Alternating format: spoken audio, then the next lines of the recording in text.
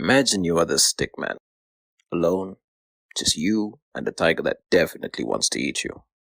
How long would you last? Not long. And yet, here we are. Humans. Fragile, fangless, not particularly fast, and born completely helpless. But somehow, we didn't just survive. We built cities, domesticated life, and sent machines to other worlds. How did we do it? The short answer, we did it together. But why are we like that? Why are we such incurably social creatures? The answer isn't just in history. It's written into our bodies, our brains, and maybe even into the meaning of life itself. For most of our history, being alone dramatically increased your chances of dying. Our earliest ancestors roamed the African savanna without claws or a thick hide. A lone human was just a slow-moving snack. But in a group, they became something entirely new. A superorganism. Anthropologist Robin Dunbar noticed something fascinating among primates. The size of a species' social group tends to be linked to the size of its neocortex. He argued that humans can maintain around 150 social relationships. That's known as Dunbar's number. Interestingly, it's roughly the size of many hunter-gatherer groups, military companies, and even the average wedding guest list. Our brains may have expanded in part to keep track of increasingly social, complex lives. In a group, early humans could do things no lone animal could do. Hunt giant mammoths by coordinating, share knowledge about edible plants, raise children collectively. A mother could forage because her sister watched the baby. An elder who'd lost his teeth could still feed the fire and teach the young where water hides in the dry season. Cooperation wasn't just an idea. It was the difference between existing and vanishing. And then, something even deeper happened. One leading idea is that language evolved not only for practical commands, like tiger, but also for gossip, storytelling, and maintaining increasingly complex social relationships. We began to bond not just through survival, but through meaning.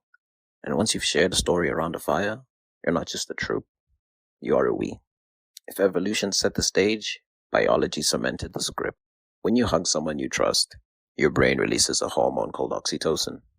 It's sometimes called the cuddle chemical. But that's a little too cute.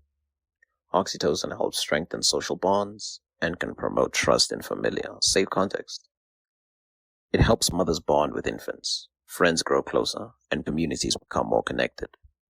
And when we're cut off, our brains don't treat loneliness as just a metaphor.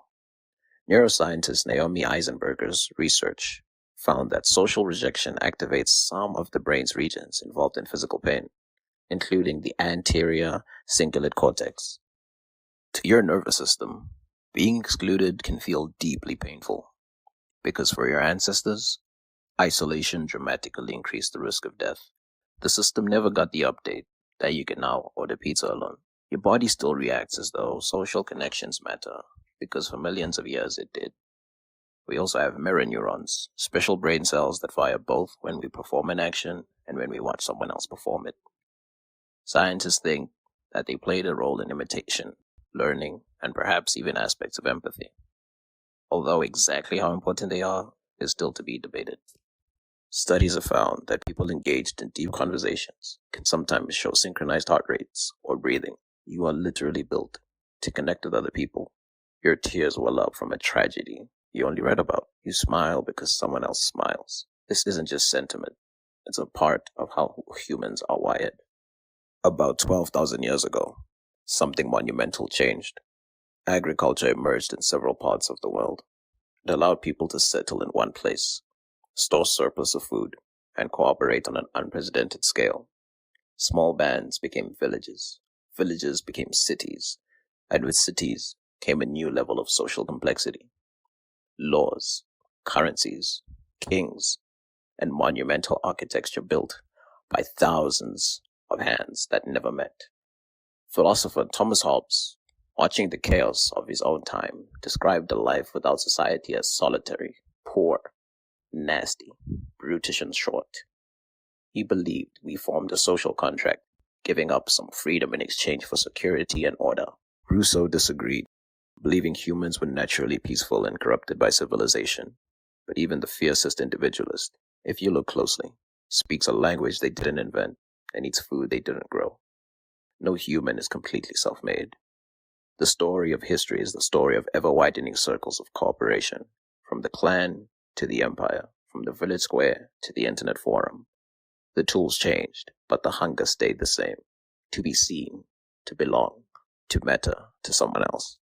But here we reach something deeper than survival, deeper than even biology. It's the idea we don't just prefer company, we become ourselves through it. The philosopher G.W. Hegel argued that self-consciousness arises through our relationships with other people. We learn who we are by being recognized by others. Developmental psychologists likewise suggest that babies gradually come to understand themselves through countless interactions with caregivers. You discover your kindness, your humor, your values, partly because other people reflect them back to you. In a very real sense, there is no I without a you first. This does not mean we cannot enjoy solitude or be introverted. It means that even in your inner world, thoughts, conscience, your sense of right and wrong is shaped by the faces and voices that were once outside you. Some philosophers would even argue that we internalize the crowd and then call it a soul. Sartre famously said, "Hell is other people." And sometimes it is, but so is heaven. The eyes of others can judge us, but they can also awaken us. So here's the strange thing. We are the most connected generation in history, and yet many people report feeling increasingly lonely. The average American adult has fewer close friends today than a few decades ago. Rates of loneliness have risen in many countries, especially among younger people. How can a species wired for togetherness end up this isolated? Part of the answer is that, for many people, digital interaction does not satisfy our social needs as deeply as face-to-face connection. 1,000 likes rarely feel as meaningful as a real conversation. Text message can't fully replace shared laughter, eye contact, or a comforting hug. We've replaced the campfire with the algorithm, and we found it glows, but it doesn't always keep us warm. We built cities, but forgot the village. We created tools to connect us, then wondered why we felt more alone. The problem isn't that we're social creatures. The problem is that we've designed a world that sometimes forgets about us. That first lonely stickman didn't survive because he grew claws. He survived because he realized the truth that built our species. What one cannot do, many can.